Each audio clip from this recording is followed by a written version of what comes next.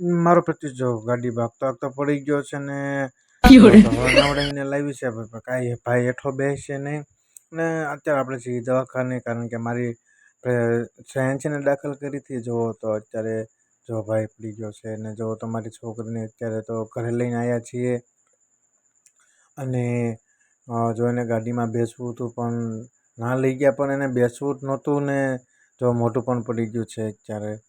અને તમે જોઈ શકો છો કે કેવું મોટું પડી ગયું છે છોકરીઓને ગાડી પણ બહુ મસ્તની હતી અને તો છોકરીને ગમતી તો ફાઇનલી અત્યારે આપણે જઈએ દવાખાને કારણ કે મારી અત્યારે સયાંશીને દાખલ કરી છે અને જો તો ભાઈ આ તો ક્યાંય હેઠો જ નહીં બે પ્રત્યુષ અને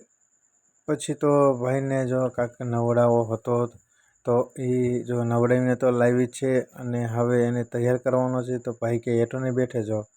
ત્યારે તો જો તો સાનો માનો અહીં અત્યારે નહીં બેઠે ઘડીક આ વ્યક્તિને મારી ફ્રેન્ડ છે અત્યારે દાંત કાઢે છે એને જોઈને